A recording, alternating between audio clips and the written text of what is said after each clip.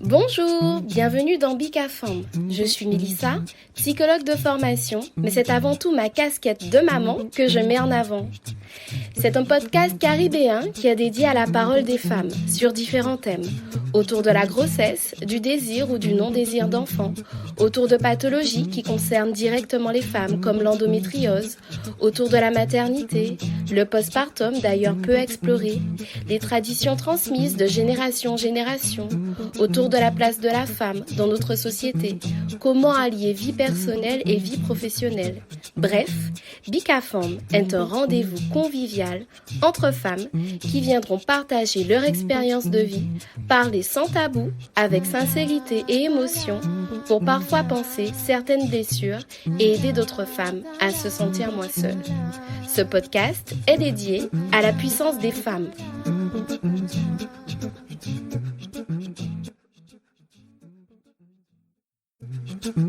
Dans cet épisode, Rachel nous parlera à cœur ouvert de ses 2 grossesses rapprochées et notamment de sa grossesse gémellaire compliquée. Elle nous partagera sa soif de se battre pour ses enfants, son accouchement plus que difficile où tout aurait pu basculer. Vous découvrirez la force et la puissance d'une mère qui laisserait sa vie pour celle de ses enfants. Je vous souhaite une bonne écoute.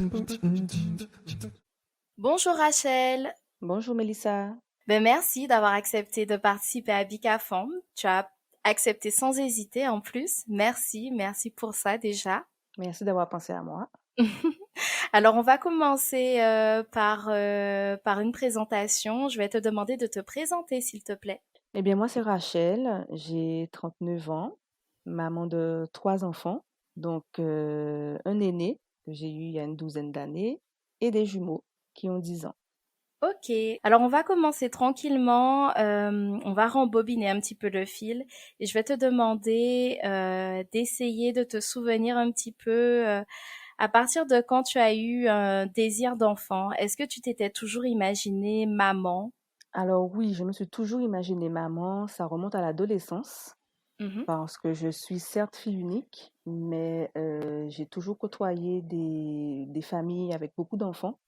Donc, je mhm. ne me suis jamais imaginée sans enfant ou avec un enfant unique. Je me suis Mhm. toujours dit depuis quatrième, troisième Ah que j'aurais oui. une famille nombreuse. Mhm, C'était évident pour moi. mhm. Ok. Donc c'était comme une évidence pour toi de d'avoir des enfants. Ben justement, on va commencer par la naissance de ton premier enfant. Est-ce que c'était un projet quand tu es tombée enceinte ou... C'était un projet, oui et non. Alors, le désir était là, mais ce n'était pas calculé. C'était, voilà, le désir était là. Après, il est arrivé, c'était tant mieux. Mais ce Mhm, n'était pas, voilà, tel jour, telle année, j'aurai mon premier enfant. mhm, mhm. Et donc, du coup, quand tu apprends que tu es enceinte, qu'est-ce que tu ressens? Comment tu accueilles cette nouvelle? Bien, c'était une super bonne nouvelle. Mhm, C'était, alors comme je t'ai dit, c'était pas calculé, mais dans mon fort intérieur, il était quand même désiré. Donc mhm. la joie était à son comble. Tu avais quel âge à ce moment-là? J'avais dans mes souvenirs entre 25 et 26 ans. Mhm, Oui, c'est ça, entre 25 et 26 ans. Donc mhm, j'ai quand même bien attendu mhm, pour être sûre de ce que je faisais. Mais voilà, en gros, c'était un événement heureux, une mhm. annonce heureuse. Donc D'accord. Et est-ce que tu peux parler de ta grossesse, du coup, de ta première grossesse? ben, la première grossesse, franchement, je fais partie de ces femmes qui, qui ont vraiment apprécié d'être enceinte.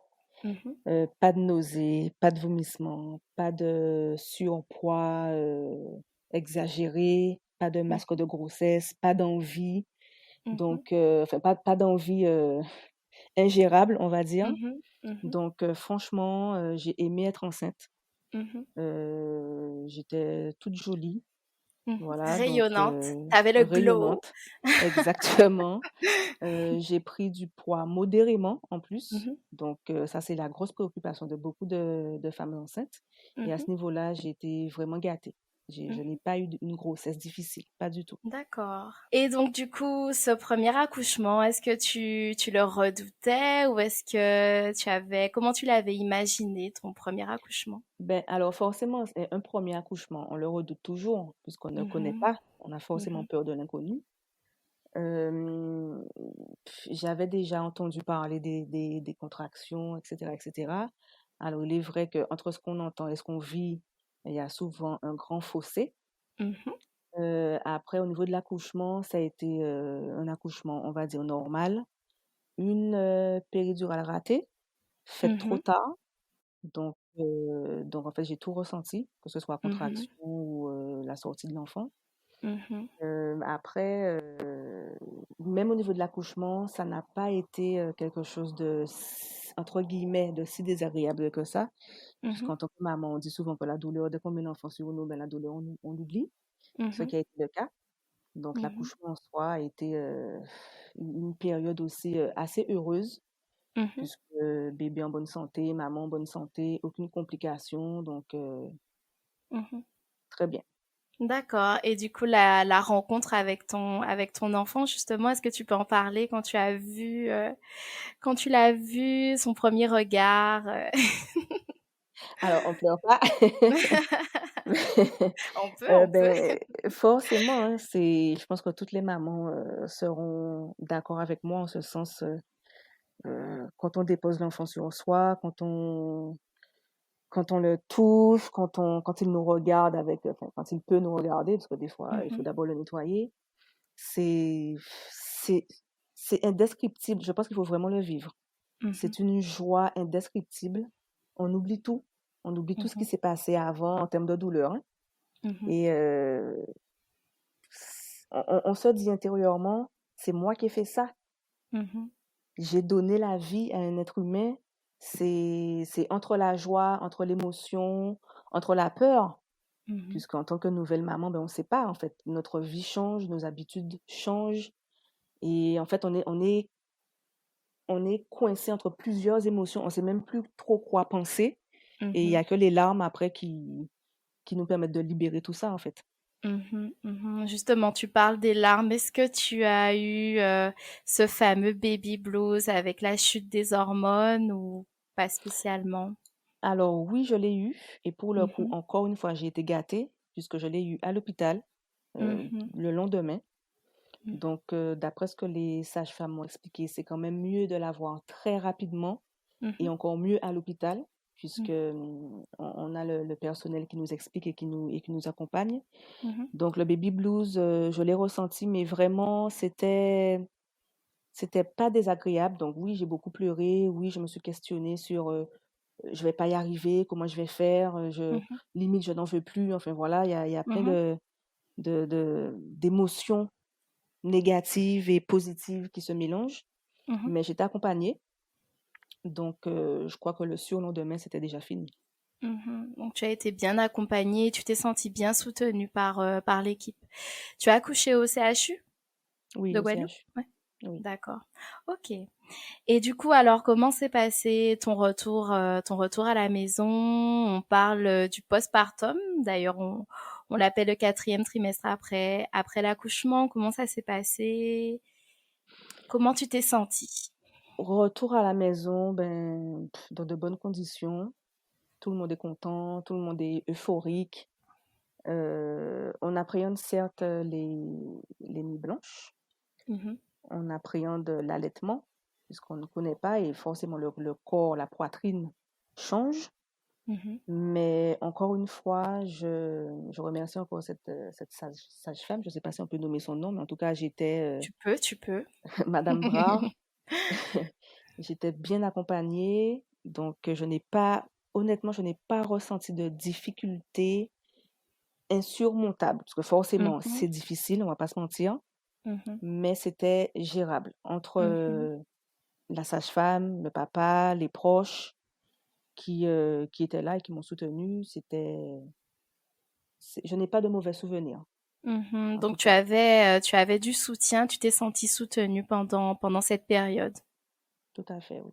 Mhm. Et donc tu avais choisi d'allaiter, tu avais choisi l'allaitement exclusif ou? ou l'allaitement mixte? Oui, j'étais déjà partie sur un allaitement exclusif. Mhm, Encore une fois, ça s'est très bien passé. Je n'ai pas eu de soucis de crevasses, mhm, de choses comme ça. Bon, les montées de mhm, lait, forcément, ben oui, ça fait mal. mhm, Mais encore une fois, une situation pas insurmontable pour mhm, moi. mhm, Juste un petit temps d'adaptation, mhm. forcément. Mais Les l'allaitement, premiers c'est temps? très bien, voilà, c'est ça, l'allaitement s'est très bien passé. Mon fils, il adorait. Mhm, Il adorait. Moi aussi, ça me permettait vraiment de me lier vraiment à lui. mhm, C'est une mhm, chose que seules les mamans mhm, ont la chance de pouvoir connaître. mhm, C'est un sentiment particulier quand mhm, on allait son enfant, quand il nous regarde, quand on met mhm, sa petite main dans notre bouche en même temps. mhm, mhm, C'est, puis on lui parle et puis on se parle à travers le regard. mhm, C'est un moment pour moi exceptionnel. Il était hors de question pour moi de ne pas allaiter, à part problème mhm, médical, hein, forcément. mhm, Mais j'ai toujours mis un point d'honneur, autant que faire se peut, d'allaiter. mhm, Et je ne mhm. regrette pas. Bon, ben super alors. Et du coup, par la suite, tu as eu envie de recommencer et d'avoir un deuxième enfant. Suite logique, ça s'est pas passé comme prévu. Donc, suite logique, voilà, tout va bien. On veut un deuxième enfant. Mhm, Donc, encore une fois, on ne calcule pas pour dire on prend un calendrier en fonction des cycles, etc. Mais on en parle et puis on se dit avec mon ex-mari, si ça arrive, ben, tant mieux, mhm, tant mieux. Et ça arrive. Ben mhm, voilà, j'ai du retard. Moi qui mhm. suis une personne très réglée, si j'ai du retard, c'est que il y a un souci. Enfin, il y a un Et ton souci. aîné avait quel âge à ce moment-là? Alors, mon aîné, il avait 1 an. Mhm. Voilà, dans les environs, il D'accord. avait 1 an. Ok. Et voilà, j'ai du retard, donc je décide de faire un test Mhm, qui s'avère positif. Donc, voilà, on est content, on connaît déjà un petit peu, donc voilà, on prend rendez-vous chez le gynécologue pour mhm, confirmer la chose. mhm, Et il s'avère qu'en fait, à l'échographie, il se rend compte qu'il n'y a pas un embryon, mais deux. mhm. Voilà. Alors, raconte, raconte. Eh bien, là, tu me fais remonter 11 ans en arrière. Mhm, Alors, la nouvelle, on l'a acceptée. mhm, Alors, je t'avouerai que moi, sur le coup, je pense que je n'ai pas réalisé tout de suite. mhm, Je pense que moi, il a fallu un petit temps avant de réaliser vraiment que c'est pas un mais deux. mhm, Euh, du côté du père, ben, franchement, tranquille. Je pense que mhm, tous les deux, on était sur le choc. mhm, On était mhm, contents et en même temps sur le choc, mais ça n'a pas duré. mhm. Ça n'a pas duré des mois et des mois. On s'est vite ressaisi à réfléchir à une autre organisation, à tout ce qui en découle, en fait, d'une grossesse gémellaire, sachant qu'on a déjà un premier. Mhm, c'est ça, c'est ça. Et quelles sont les émotions qui te traversaient? Est-ce que c'était de la peur? Alors, je pense que grossesse gémellaire ou pas, à partir du moment où on apprend qu'on est enceinte alors qu'on a déjà un enfant, Mhm, il y a forcément de la peur. Il y a mhm, forcément de la peur, il y a forcément, bon, on est heureux, certes, mais ça change, la vie change. mhm, Grossesse gémellaire ou pas, on se demande est-ce qu'on va changer de voiture? Est-ce qu'on mhm. va changer de maison? Est-ce qu'on va Donc changer, enfin, organisation. Mhm, l'organisation, même au niveau du travail, mhm, ça n'a rien à voir. Donc, mhm, a fortiori, grossesse gémellaire. Là, mhm, c'est totalement différent. Donc, oui, il y mhm, a beaucoup de peur, d'incertitude, mhm, mélangées à la joie, mhm. mélangées à l'excitation de revivre cette expérience. Mais c'est vrai que c'est pas évident. D'accord. Et donc, du coup, tout de suite, ton gynéco t'explique que la grossesse sera probablement différente de la première? Oui, mon gynéco m'explique que les grossesses jumellaires en général sont diamétralement opposées aux grossesses, on va dire entre guillemets normales. Mhm, Lui, en plus, il était spécialisé dans les grossesses à risque. mhm, Donc, il m'annonce déjà que il se pourrait, voilà, ça reste quand même une grossesse à risque, hein, même si on mhm, n'a pas de problème de santé apparent, mais c'est un suivi différent. mhm, Donc là, on parle un peu plus technique. mhm, Donc forcément, ça fait peur, mhm, forcément. puisqu'on Mhm. on parle tout de suite d'accouchement par césarienne, alors que moi Mhm. j'ai accouché par voie basse de mon Mhm. premier enfant. Et il était hors de question pour moi entre guillemets, on coupe mon ventre pour faire sortir mes enfants. Donc déjà là, Mhm. avec le gynécologue, c'est un peu difficile, puisque moi je pars sur une grossesse, un accouchement par voie basse. Lui, il dit d'emblée non, c'est césarienne. Donc déjà là, c'est Mhm. compliqué, puisque les rapports avec le gynécologue ont un peu changé, parce que lui, en tant que Mhm. spécialiste, il était sur une voie, moi j'étais sur une autre en tant que Mhm. maman. C'est ça, lui, il Donc, voit le bénéfice-risque. il voit le bénéfice-risque, oui. Mais moi, je ne vois pas le bénéfice-risque. Moi, la première chose que je lui dis, écoutez, docteur, en Afrique, elles font 5 enfants sans Mhm. césarienne, elles font des triplés sans césarienne, donc moi, je vois pas pourquoi j'y arriverai pas. Donc Mhm. forcément, là, ça a créé un peu de tension. Crispation. Mhm. Voilà. Et du coup, alors, comment ta grossesse s'est déroulée, justement? Tu étais en activité professionnelle?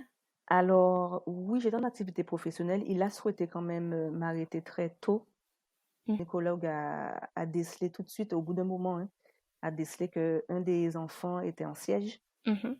Voilà, donc il m'a expliqué que ça fait vraiment là pour le coup un cas de grossesse pas à risque, mais plus compliqué Mhm. que la normale. Mhm. Et il m'annonce donc que si le bébé ne se positionne pas correctement, il Il y va aurait une falloir césarienne? non. C'est-à-dire que Non? c'était vraiment, il y avait un bébé qui évoluait bien, qui grossissait Mhm. bien, et Mhm. celui qui était en siège était un peu coincé. Mhm. Forcément, puisque l'autre bébé prenait un petit peu plus de place. Donc, Mhm. il m'annonce que si ça continue ainsi, si le bébé en siège ne se met pas dans une position adéquate, il va falloir prendre une décision et éventuellement me l'enlever. Hmm. Et du coup, alors, comment t'accueilles tout ça? C'est pas évident. Ben, est-ce qu'on accueille déjà? Mhm. Mhm. Voilà, sachant qu'à ce stade, on avait déjà les sexes. Mhm. Tu étais à Donc, combien de mois de grossesse à peu près? j'étais à 4 mois. Mhm. 4 mois. Mhm. Donc, quand on a déjà les sexes, ben forcément, On se euh, projette. avec le père, on se projette. On a Mhm. déjà les prénoms, on a déjà plein de choses. Donc, Mhm. quand après le gynécologue nous dit si le bébé en siège, le garçon, pour le coup, c'est un garçon, une fille, en Mhm. plus, Mhm. si le garçon ne se positionne pas correctement, il va falloir intervenir, médicalement Mhm. parlant, pour laisser le bébé en bonne santé évoluer Ah correctement. là là, ah là là. C'est terrible, Ah, c'est c'est terrible, terrible. c'est Mhm. terrible. Le cœur de maman, il se brise en morceaux là. Ah non, mais c'est terrible. Il n'y a pas d'autre Mhm. mot, c'est terrible. Mhm. Alors comment t'as envisagé la suite de la grossesse? Du coup, est-ce que tu as eu des préconisations? Comment ça s'est passé? Alors, le gynécologue était catégorique. Mhm. Il était catégorique. Au bout d'une dizaine, voire quinzaine de jours, on est retourné pour confirmer le diagnostic, entre guillemets, Mhm. où il nous dit non, non, ça va pas être possible. Ça va pas être possible. Il faut l'enlever. C'est-à-dire que je m'obstinais aussi à ne pas vouloir faire de césarienne. Je pense que Mhm. ça ne l'a pas aidé. Mhm. Donc, même s'il est professionnel de santé, mais je pense qu'il doit quand même suivre le. Le protocole. Donc, du coup, dans mes souvenirs, hein, il nous a vraiment fait comprendre qu'il va falloir enlever le bébé en siège pour que Ah là l'autre là. continue d'évoluer. Et il s'avère que à cette époque, je ne sais pas si cette émission existe toujours, je ne sais plus quelle chaîne, je ne vais pas faire la pub non plus, mais ça s'appelle Baby Boom. Mhm. Une émission qui Mhm. s'appelle Baby Boom que je Ouais, baby regardais boom. ben, forcément régulièrement. Mhm. Et Classique. voilà. Et quelques temps après, on tombe sur un épisode qui concerne les grossesses gémellaires avec une clinique spécialisée à Poissy qui mène à terme correctement les grossesses gémellaires à risque ou pas, compliquées ou Mhm. pas. Donc, le père et moi, à ce moment-là, on se dit, mais c'est bizarre. Enfin, ça tombe à point nommé, puisqu'on Mhm. est en plein dans le questionnement.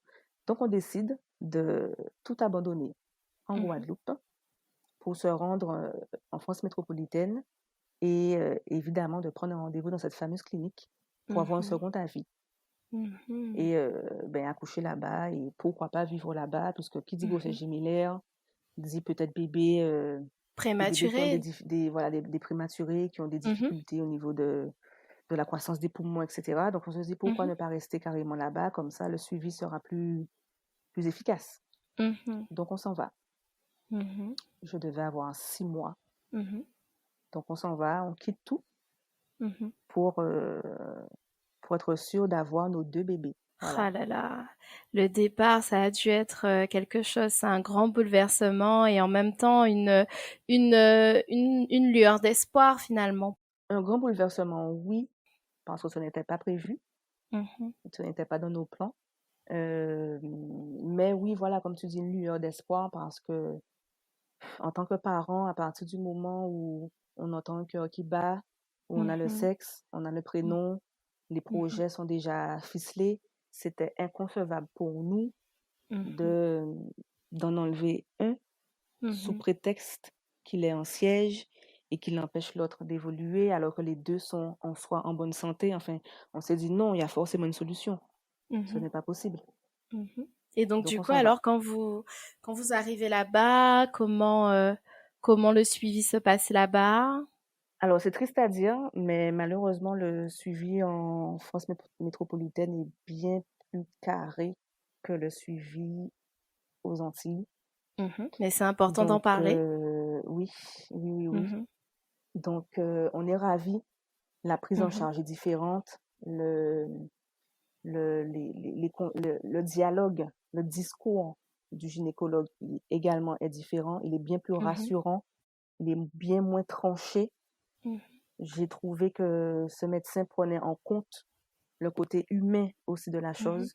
Ce n'est pas juste, voilà, il va falloir l'enlever parce que si, parce que ça. Non, il y a une manière aussi d'amener les choses. Mhm. Et on n'était pas déçus, pour le coup, d'avoir fait le sacrifice de quitter nos petites Mhm. habitudes en Guadeloupe. On s'est senti vraiment plus épaulés, rassurés, écoutés Mhm. et compris, surtout Mhm. compris en tant que parents, puisque c'est bien beau d'être professionnel de santé, mais il y a quand même le côté humain qui n'est pas Mhm. négligé. Et là, on a vraiment senti que c'était... il mettait un point d'honneur quand même à se mettre un peu à la place des parents, parce que c'est pas Mhm. évident. Mhm. Et pour le coup, il a eu le même discours quand même que le premier gynécologue, qui Mhm. était, ça va être compliqué, puisque entre-temps, le petit bébé en question, il reste en siège. Lui, il a décidé Mhm. qu'il reste assis, il bouge pas. Mhm. Donc effectivement, le gynécologue a eu le même discours que le premier, Mhm. le même discours, mais formulé autrement. Mhm. Effectivement, alors il ne m'a pas préconisé de l'enlever. Mhm. Il m'a juste dit, je pense que ce serait mieux d'envisager une césarienne Mhm. et que je ne pourrais peut-être pas aller à terme. Mhm. D'ailleurs, ce qui est très rare pour une grossesse gémellaire, Mhm. d'aller à terme.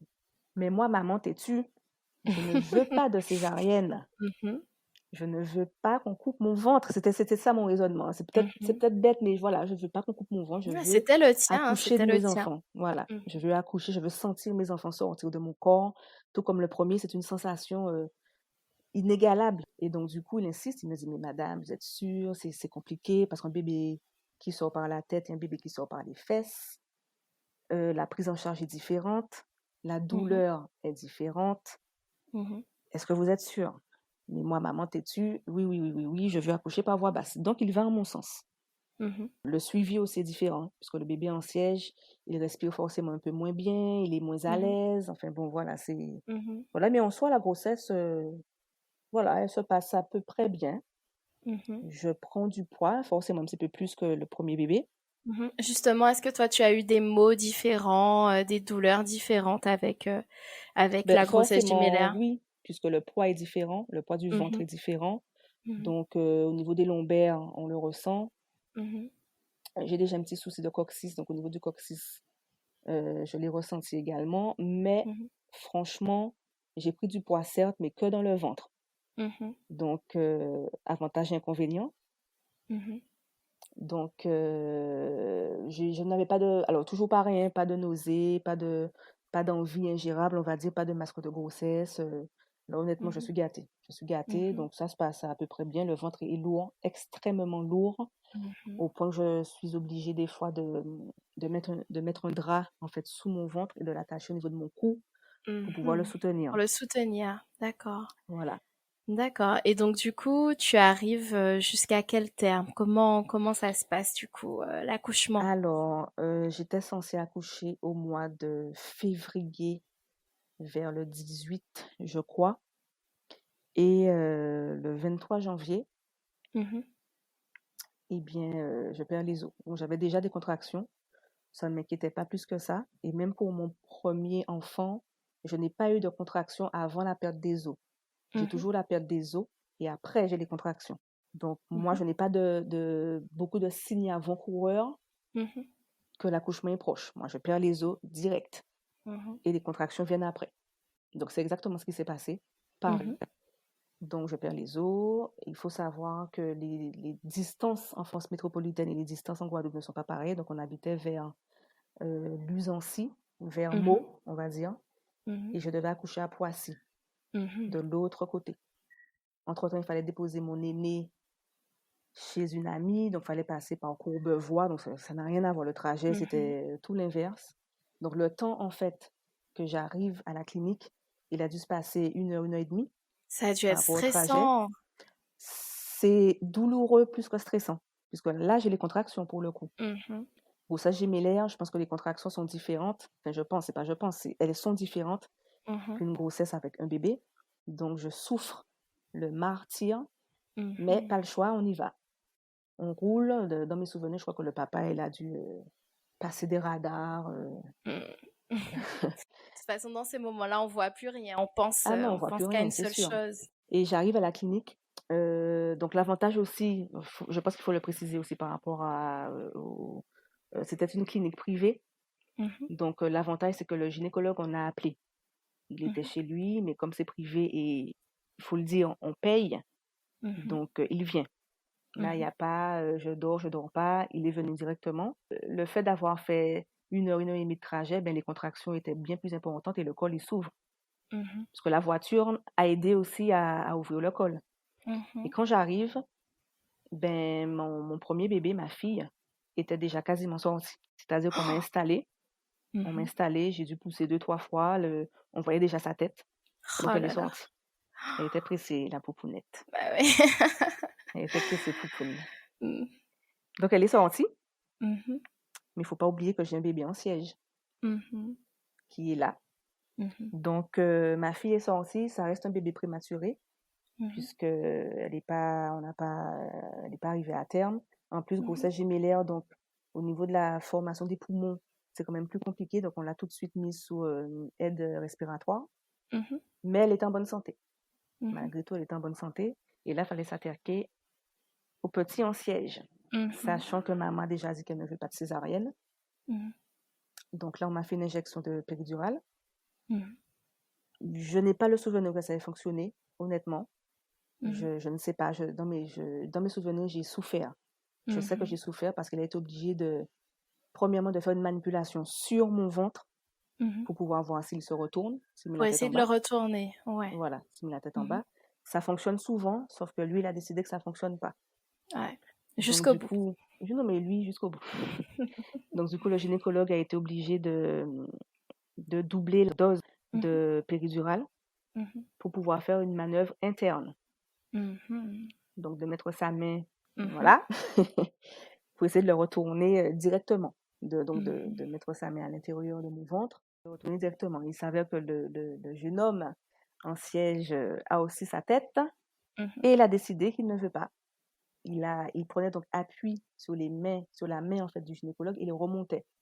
Ah oui, Voilà, d'accord. il remontait Mhm, donc tout un, tout un, c'était difficile. Et là, je mhm, ressentais vraiment la douleur parce que ça fait mal.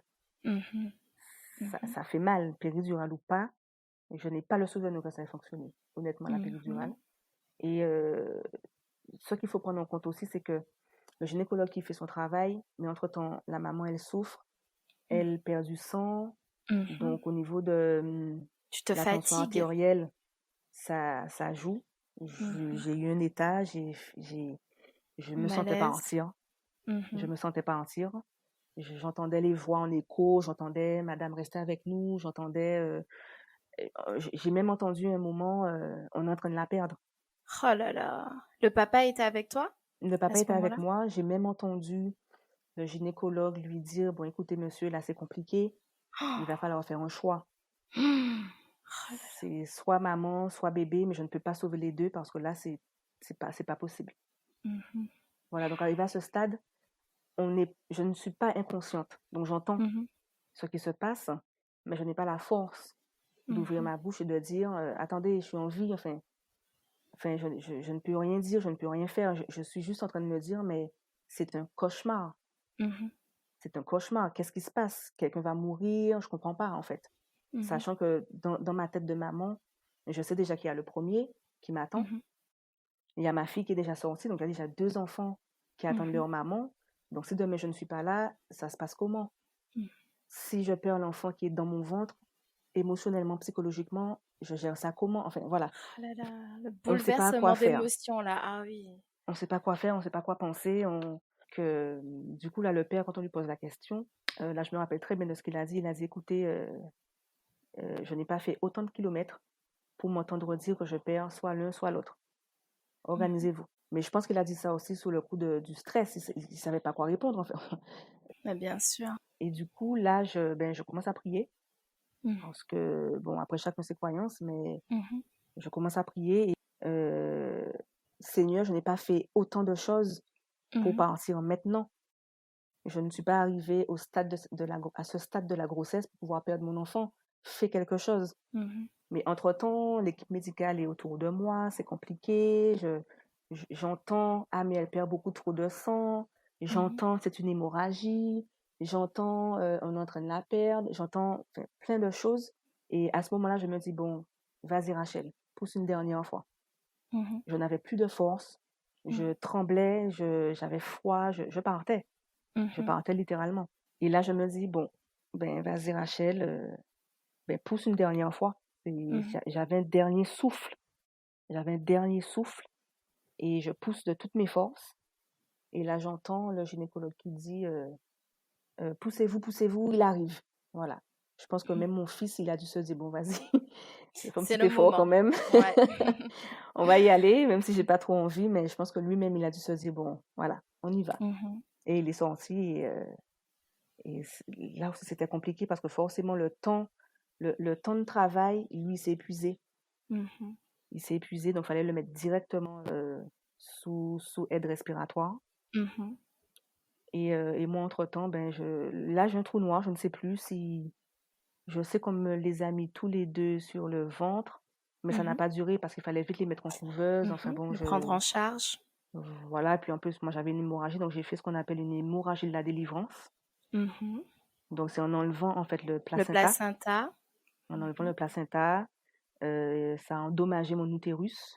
mhm, J'ai eu une fissure au niveau de l'utérus mhm, et j'ai perdu énormément de sang. mhm. Et du coup, la suite. C'est après que je l'ai su, hein, j'étais dans un état critique Mhm, où on a dû me perfuser. mhm, Donc, j'ai laissé papa gérer et en plus, le plus dur pour moi a été que moi, je suis restée à Poissy, mais Poissy n'est pas fait pour prendre en charge les prématurés. mhm, Donc, les bébés étaient à Meaux, à l'hôpital de mhm, Meaux. mhm, Et c'est papa qui se chargeait de me faire un compte rendu tous les jours, matin, midi, après-midi, soir. mhm. Et mon petit cœur de maman se déchirait parce que moi, je voulais allaiter. Eh oui, eh oui. Je Mhm. voulais allaiter. Donc, je tirais mon lait. Tu tirais. Effectivement, on leur Mhm, donnait mon lait, mais moi, je voulais allaiter. mhm, Donc, ça, c'était dur parce qu'en fait, je n'ai pas vu mes enfants pendant 15 jours, mhm, puisque moi, il fallait qu'on me stabilise. Et je les ai vus, voilà, 15 jours après, mhm. 15 voire 20 jours après à Meaux, parce que finalement, ils ont un pôle parent-enfant qui est très bien d'ailleurs. Et là, j'ai pu les voir et Dieu merci, j'ai pu quand même les allaiter. Parce que le fait de tirer le lait, la production se faisait quand même. Mhm. Ça a stimulé Et la montée de lait. voilà, Mhm, exactement. Et 20 jours après, j'ai pu enfin commencer à les allaiter. mhm. Et les bébés étaient en néonat. Oui, les bébés sont restés en service néonat. Alors honnêtement, Mélissa, je n'ai pas la durée exacte. Mhm, Ils sont restés en néonat. Alors, ma fille, moins longtemps que mon fils, puisqu'elle n'a pas Mhm, eu trop de problèmes respiratoires. mhm, Mais et ça, il faut le dire aussi, la néonate, c'est très difficile. mhm, Émotionnellement parlant, c'est très difficile parce que les bébés sont branchés de partout. mhm, On ne peut pas dormir avec eux, on peut pas, mhm, voilà, c'est une déchirure. C'est une mhm, déchirure, c'est très difficile. Mais mhm, bon, malheureusement, on n'a pas le choix, hein. mhm, Il faut passer par là. Il faut attendre que les poumons soient vraiment bien formés, etc. Et une fois que c'est fait, ben là, j'ai dû récupérer mon fils 1 mois et demi après. Bon, oui, mhm, j'allais le voir tous les jours, mais récupérer son enfant dans la couveuse avec les fils de partout, plus il est tout petit, c'est difficile. mhm, Pour une maman, c'est très difficile. D'ailleurs, la première fois que je l'ai vu, ben, j'ai fondu en larmes parce que mhm, je n'ai pas connu ça. mhm. Pour la rencontre avec l'aîné, comment s'est passée la rencontre avec l'aîné? Ah non, mais ça, c'était magique. Mhm. Alors, j'ai dit qu'on ne pleure pas. Voilà, voilà. Voilà, elle va réussir à me faire pleurer. Oula, Tout va bien. Prends ton temps, t'inquiète ouais. pas. Parce qu'en fait, je revois déjà durant la grossesse, on l'a toujours, euh, on l'a toujours inclus dans l'évolution de Mhm, la grossesse. mhm, Donc, ne serait-ce que de faire mon fils toucher mon ventre, quand le ventre il bouge, on lui disait voilà, il y a ton frère et ta soeur qui bougent, il mhm, s'appelle un tel et un tel, donc il les nommait déjà, mhm, on n'a jamais écarté. mhm, Donc, il était souvent impatient. mhm, Il était souvent impatient et puis les enfants ils n'ont pas la même notion que nous du temps. Donc, pour lui, c'était toujours demain, demain, demain, demain, ce soir, dans 1 heure, enfin voilà. mhm, Et effectivement, quand papa me l'a amené, quand j'étais avec les jumeaux, ben, c'est comme si il les connaissait déjà. mhm, C'est comme s'il les connaissait déjà. Et d'ailleurs, même dans mon ventre, il avait déjà donné le surnom à sa sœur, Poupoune. mhm, C'est lui qui a donné le surnom à sa sœur. Donc, mhm, tout de suite, on lui a dit, ben tiens, tu as un tel et tu as un tel. Et il a dit, ah, mais c'est Poupoune. Donc, mhm, c'était. Et puis, il avait 1 an et demi, mon aîné. Donc, comment dire, c'est son frère et sa sœur. C'est des compagnons de jeu. Je pense qu'il les a vus tout de suite comme des compagnons de jeu. mhm, Et on a toujours fait en sorte qu'ils ne se sentent pas délaissés, qu'ils soient toujours investis, en fait, dans cette nouvelle vie de famille. mhm, Et ça a été naturel. Ça a été pour lui, je pense, une évidence. On lui a mhm, tellement parlé de son frère et de sa sœur durant la grossesse que pour lui, c'est normal, en fait. mhm, Je n'ai jamais ressenti chez mon aîné la moindre jalousie, mhm, le moindre mécontentement. Non, rien de tout ça. Donc franchement, c'était une bouffée d'air frais de le voir mhm, tous les jours venir voir son frère et sa sœur. Maman, bon, il voyait maman, mais bon, il voulait voir son frère et sa sœur. Il était mhm, toujours content. Je lui mettais les enfants dans les bras. mhm, C'était un vrai plaisir. Un vrai mhm. plaisir. Et donc la vie à 5, alors comment ça s'est passé quand tu as pu récupérer tes deux petits bébés? Comment ça s'est passé? L'organisation avec trois enfants en bas âge, dont des jumeaux, comment ça s'est passé tout ça? Alors, je pense que le plus difficile pour moi a été les nuits, Mhm, parce que quand on a un enfant qui se réveille toutes les 3 heures, voire 4 heures, ce n'est pas pareil que deux bébés, mhm. et à aucun moment les deux bébés se disent on va se réveiller au même moment. Non, sinon ce serait trop Mais simple. non, sinon c'est pas drôle, Bah hein. oui. Donc, quand on a un qui se réveille à minuit, qui prend 1 heure entre la tétée et le ro, comme on dit, Mhm, tu as le deuxième qui se réveille 1 heure et demie après, mhm, mais il faut pas oublier que celui qui s'est réveillé à minuit, ben, va se réveiller 1 heure et demie après celui qui s'est réveillé à 2 heures du matin. Donc voilà, en fait, je mhm, dormais pas, j'étais comme un zombie dans la maison. mhm, Et du coup, on a convenu avec le père d'essayer de faire en sorte que les deux se réveillent à peu près en même temps, on va dire à mhm, une demi-heure d'intervalle. Mais pour ça, il fallait que, je vais employer un terme peut-être dur, qu'on sacrifie un, mhm, puisqu'il y en a un qui se réveille et qui pleure, mais il fallait mhm, faire un choix. On a mhm, décidé en fait de laisser un pleurer jusqu'à ce que l'écart soit réduit. mhm, Voilà. Donc je t'avoue que je ne me rappelle plus quel bébé on a Mhm. laissé pleurer. Et il a fallu 2 jours, hein. Je pense qu'au Mhm. bout de 2 jours, il se réveillait à peu près dans le même laps de temps. Donc, Mhm. c'était gérable. Alors, honnêtement, au niveau de la difficulté, au niveau de l'organisation, ben, quand les bébés sont petits comme ça, ben, maman, elle ne sort pas trop, hein. Mhm. Donc, bon, c'est vrai que l'aîné, il était encore en couche, le petit, il avait encore ses biberons. Et, enfin, je sais pas, j'ai envie de dire que ça a été pour moi naturel.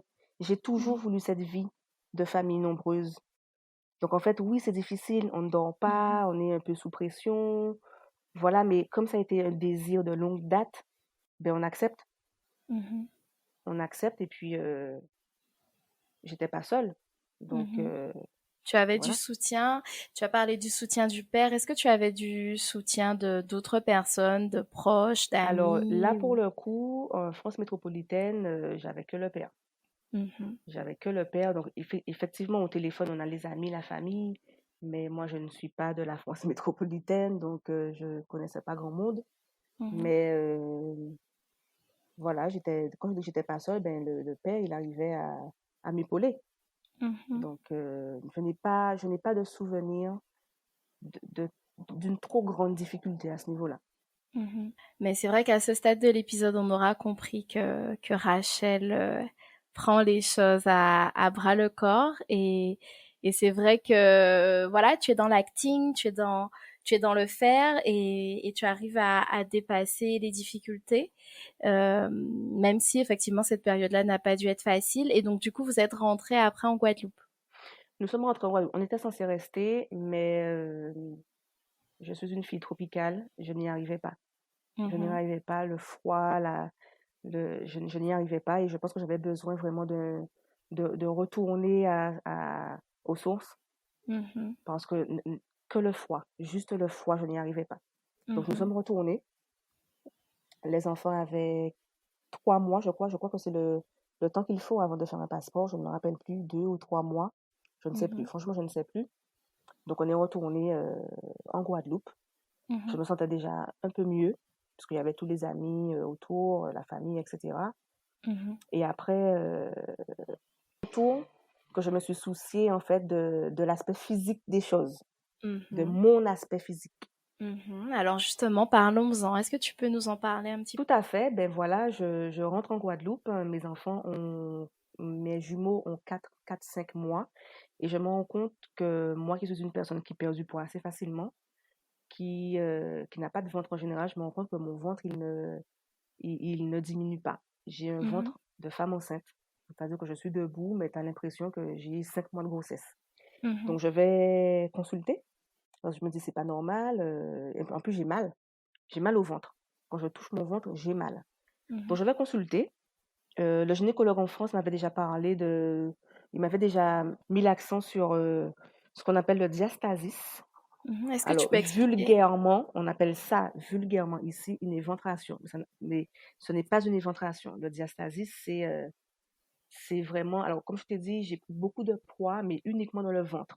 Donc, en fait, ma Mhm. paroi abdominale, elle a cédé. Elle ne s'est pas remise à sa place.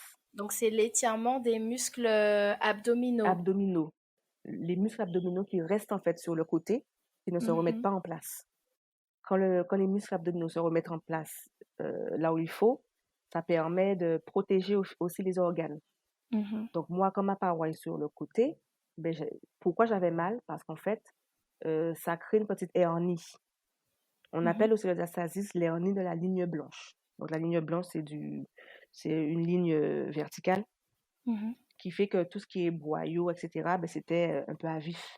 Donc quand je Mhm. touchais mon ventre, je touchais directement mes organes. Donc c'est pour ça que ça me Mhm. faisait mal. Donc du coup, je consulte ici. On me confirme le diagnostic du premier gynécologue Mhm. et ça, c'est cas d'opération. Ça ne se règle pas tout seul. Mhm. C'est cas d'opération, mais on attend toujours que la maman, que les enfants, en fait, aient 1 an, 1 an et demi, le temps de voir si le corps lui-même n'essaie pas un peu de se remettre en axe. Sauf que mon Mhm. cas était particulier. Mon ventre était dans un état indescriptible et Mhm. psychologiquement, je n'y arrivais plus non plus. Mhm. Ça avait un impact aussi psychique sur toi. Ben, clairement, et même Mhm. au niveau du couple, bon, le père, pour le coup, était compréhensif. Mais moi, c'est mon corps. C'est-à-dire que même si tu as des gens autour de toi qui te disent, mais non, mais ça va, t'inquiète pas, ça va aller, ça se voit pas trop, etc. Mais toi, quand tu es seule, nue dans ta chambre ou devant ton miroir, psychologiquement, c'est terrible. Donc, Tu ne te reconnaissais pas, tu reconnaissais pas ton corps. Du tout. Donc, je retourne consulter le gynécologue qui me dirige vers un chirurgien. Ça relève de la chirurgie réparatrice et esthétique. Donc, je vais voir un professionnel qui lui aussi me confirme le diagnostic parce qu'il est habitué. Et il me dit, écoutez, vu votre état psychologique, on ne va pas attendre que les enfants aient 1 an, 1 an et demi. Si vous êtes prête, ben, je vous opère dans les meilleurs délais. Donc, il faut savoir aussi, c'est bon de le dire, c'est une opération remboursée par la sécurité sociale. À partir du moment où c'est dû à une grossesse, où c'est vraiment indépendant de la volonté de la personne, mais c'est pris en charge par la sécurité sociale. Il faut quand même bien se renseigner parce que je pense que ça fait déjà plus de 10 ans, mais je pense je sais qu'il y a des petites choses qui ont changé au niveau des dépassements d'honoraires, etc. Donc, il faut quand même se renseigner, mais il y a une partie qui est quand même prise en compte par la sécurité sociale. Donc, on n'attend pas. On me demande quand même de perdre un peu de poids avant pour que le chirurgien ait de la matière. Est-ce qu'on te parle aussi des suites opératoires par rapport à tes enfants? Est-ce que tu auras des contre-indications après l'opération ou pas spécialement? Oui, voilà, comme je pense toute opération au niveau du ventre, ben je n'avais pas le droit donc je devais porter déjà une gaine et on me demandait de ne pas porter les enfants. Je ne sais plus si c'était pendant les 2-3 mois ou les 6 mois ou voilà, pas de sport, pas de voilà, et ne pas prendre de poids trop rapidement. Donc de faire attention aussi à l'alimentation par rapport à la cicatrice. Moi, bon, je mangeais, je mangeais et voilà, j'ai pris du poids trop rapidement. Et ça, alors j'ai oublié de préciser qu'il a dû également reconstruire mon nombril parce que j'avais plus de nombril. Le diastasis avait complètement tout démonté, donc il m'a fabriqué un nombril et le fait de prendre trop de poids trop vite, ça a encore déformé mon nombril. J'ai eu des kéloïdes, parce que la cicatrisation n'était pas facile. Donc qui dit kéloïde dit gratter, brûler, piquer, enfin bon, même au niveau de l'aspect de ma peau, c'était rougeâtre. C'était compliqué. Bon, le ventre était reconstruit, mais les suites, c'était pas facile. C'était pas facile, ça fait mal. Je vais pas mentir, ça fait mal. Mais bon, il faut passer par là. Et puis j'ai dû attendre. Ben écoute, ça va paraître énorme, mais je suis retournée récemment chez le chirurgien. Je fais des petits contrôles.